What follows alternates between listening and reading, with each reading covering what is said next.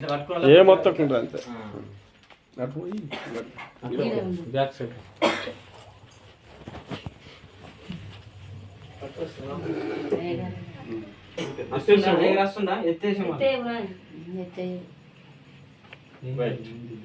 కీర్తనల గ్రంథము 146వ కీర్తన 12వ వచనం 14వ వచనం దాకా చదవండి. 146వ కీర్తన వచనం 12 నుంచి 14వ వచనం వరకు.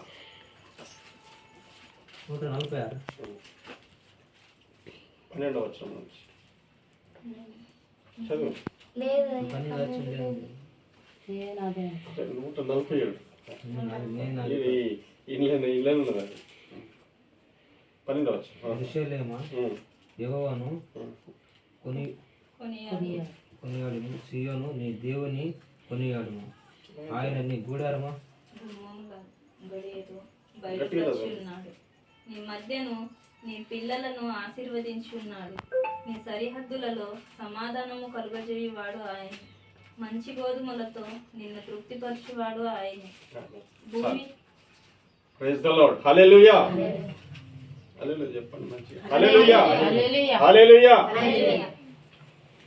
దేవుని బిడ్డలారా, ఈరోజు మరి పెండుపల్లి గ్రామంలో ప్రియబిడ్డ మరి షాలేము, అనురాధ, అమ్మ, ఏస్తేరు కుటుంబ సభ్యులము అందరం ఇక్కడ కలుసుకొని ఉన్నాం. ఈరోజు చాలా చక్కటి ఆనందము, చక్కటి సంతోషం అనిపిస్తున్నది. ఎందుకంటే ప్రియబిడ్డ కూడా మరి ఈ ముందడి దీని యొక్క ఎక్స్టెన్షన్ అనగా దీన్ని జరిపి దీన్ని లేబల్ చేసి ఒక మంచి రూమ్గా తీర్చిదిద్దుకొని కట్టుకున్నాడు. తన ఎన్నో రోజుల నుంచి అనుకున్నటువంటి పని కూడా దేవుడు తన పట్ల నెరవేర్చినట్టుగా చాలా సంతోషం అనిపిస్తుంది, చాలా ఆనందం అనిపిస్తున్నది. బిడ్డలారా, ఏ పని చేసినప్పటికి కూడా ఒక నిష్ఠత కలిగి, ఒక ప్రతిష్టత కలిగి మనము ఎప్పుడైతే ఉంటామో, నిష్ఠత కలిగి ప్రతిష్టత కలిగి ఎప్పుడైతే మనం ఉంటామో అప్పుడు ఆ పనిని పూనుకున్నప్పుడు ఆ పని సక్సెస్ అవుతుంది. ఏదన్నా చేయండి, ఈరోజు ఏ పని చేసినా కానీ ఆ దేవుని సన్నిధానంలో ఉండి మనం చేసినప్పుడు పని జరుగుతుంది. కాబట్టి నిన్నటి దినం ఫోన్ చేసి, అయ్యగారు మరి మన ఇంటిలో ప్రార్థన ఉన్నది, చిన్న కొడుకు యొక్క బర్త్డే ఉన్నది అని చెప్పినప్పుడు నాకు ఎంతో ఆనందం కలిగింది బిడ్డలారా. ఎందుకంటే మనము మన ఇంటిలో కుటుంబ ప్రార్థన పెట్టుకోవాలి.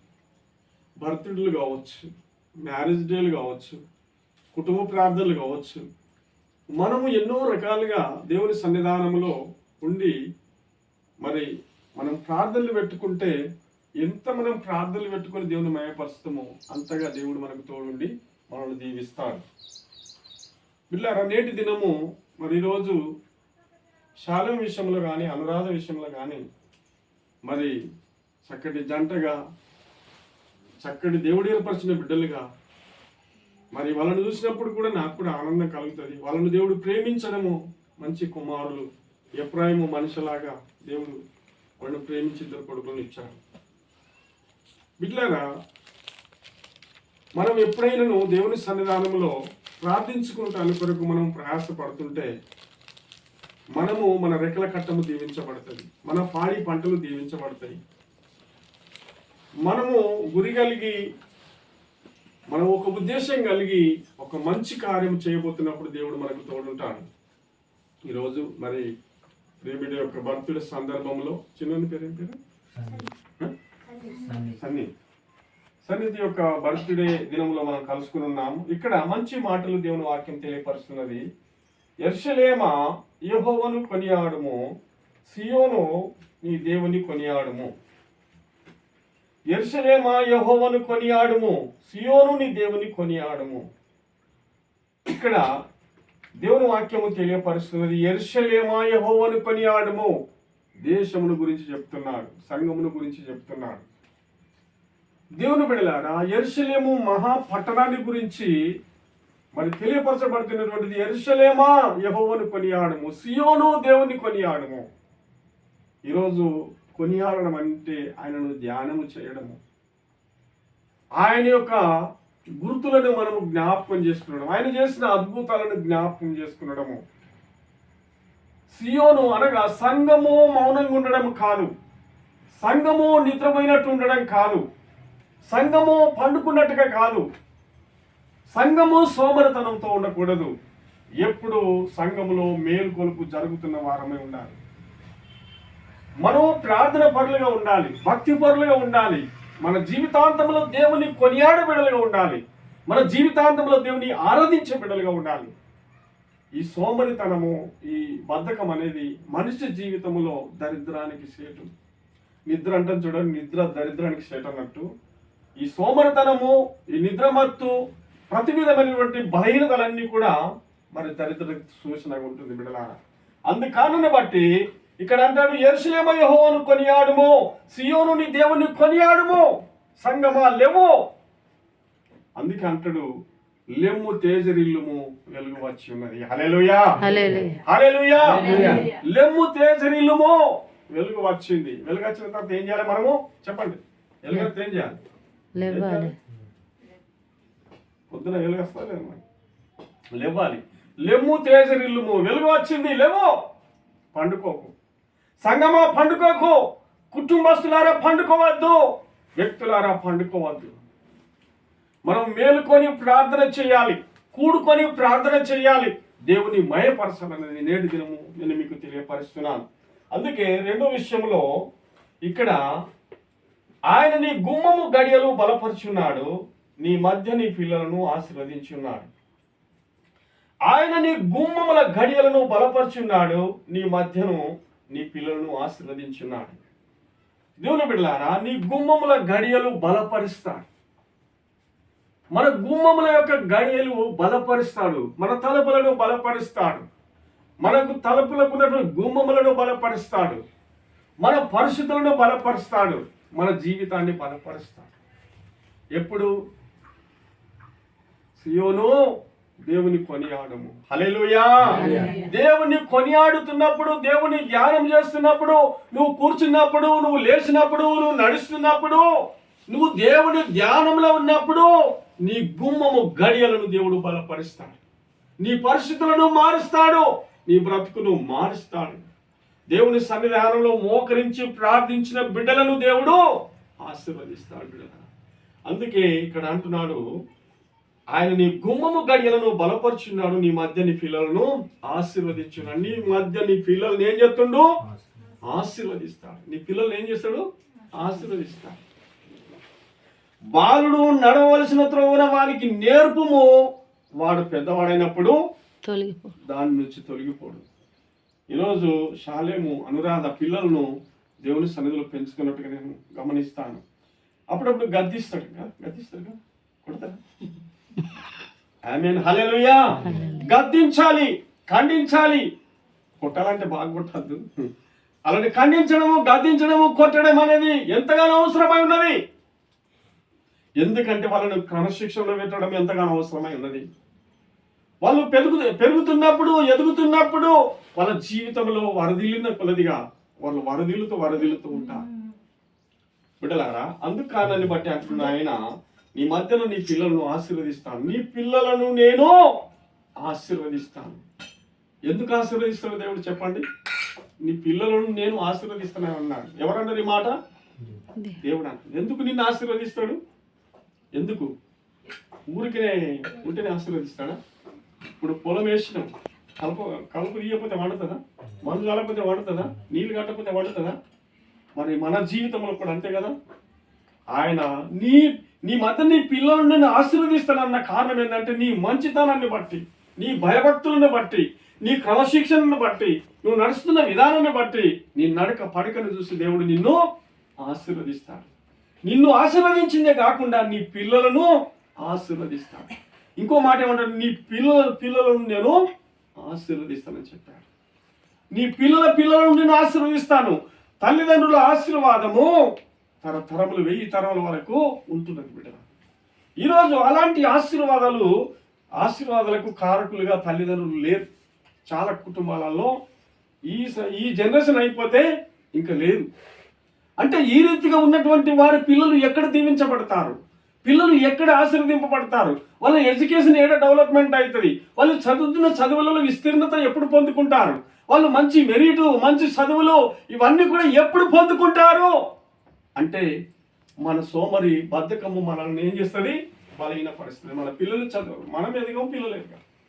ఇది మన జీవితంలో అంధకారంతో నిండుకున్నటువంటి సమస్య మనకు ఎదురైతుంది బిడ్డలారా.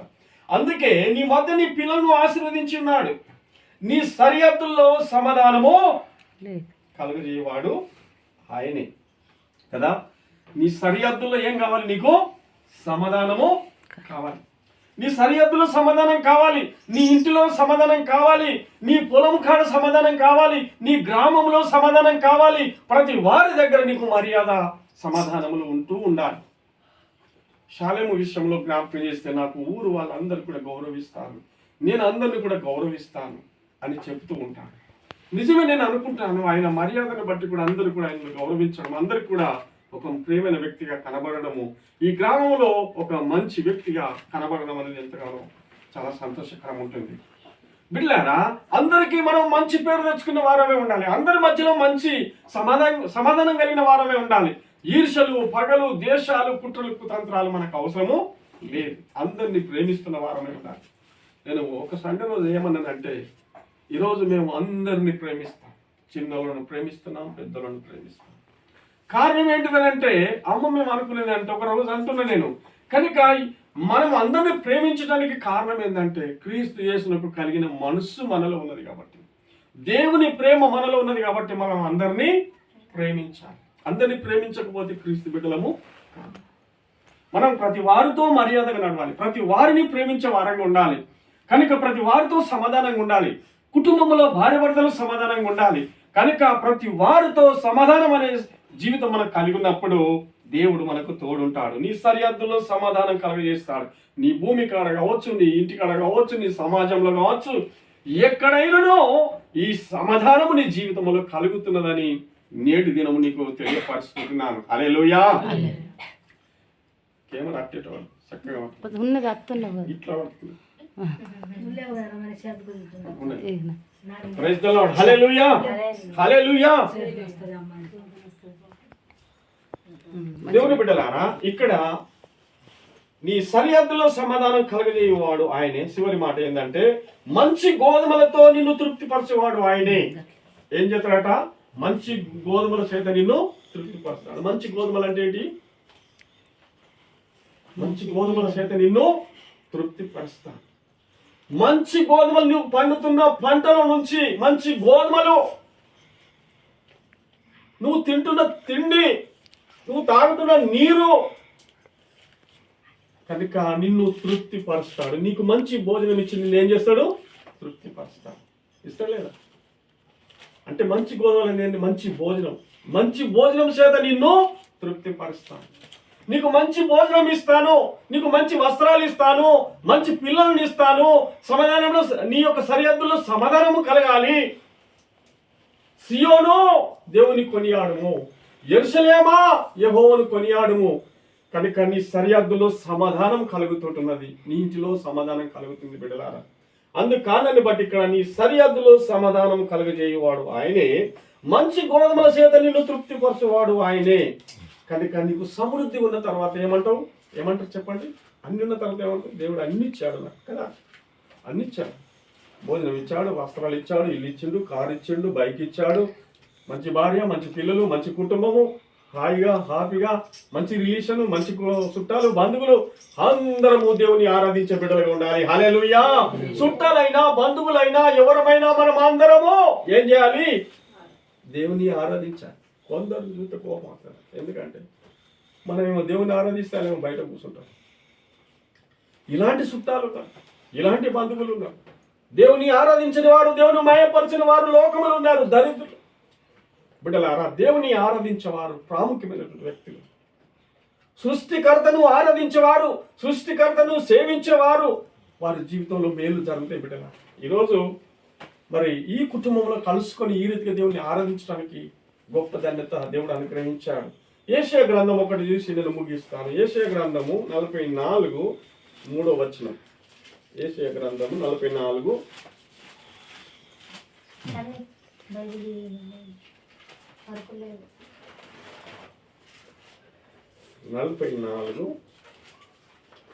44:3 నేను దప్పిక గల వాని మీద నీళ్లను, ఎండిన భూమి మీద ప్రవాహ జలములను కుమ్మరించెదను.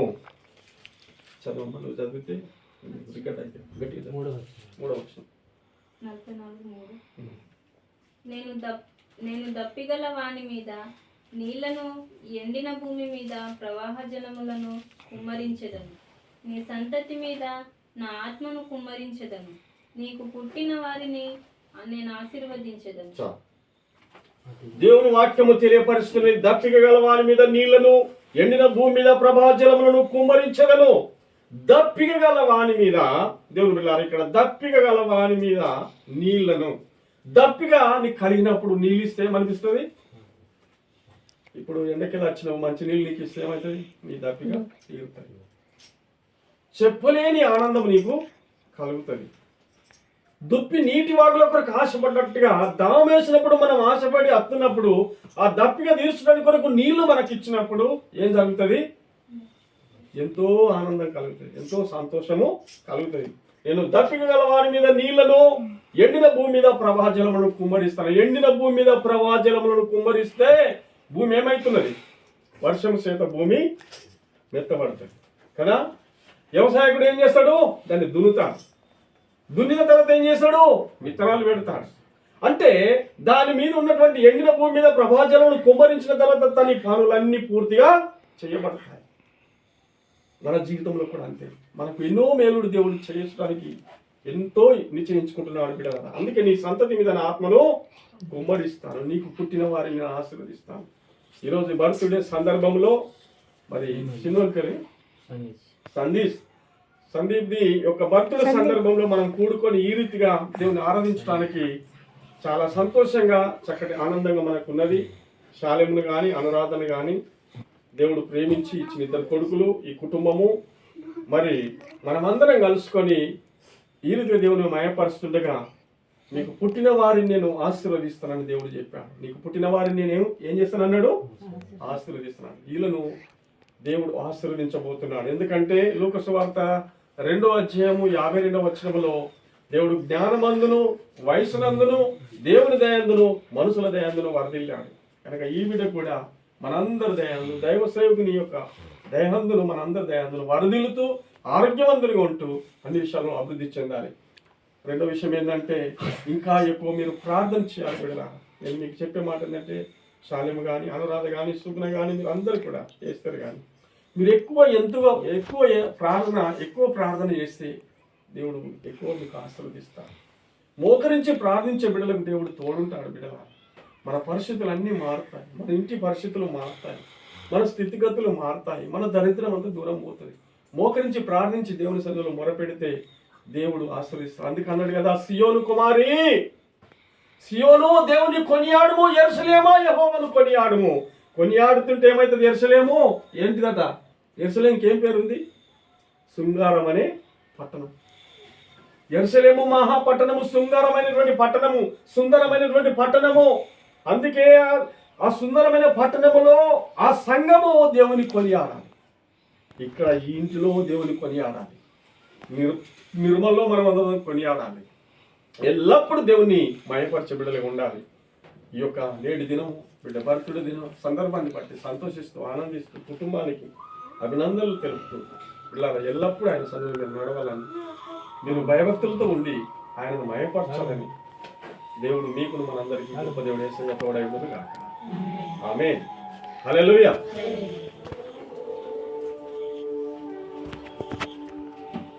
చేసిన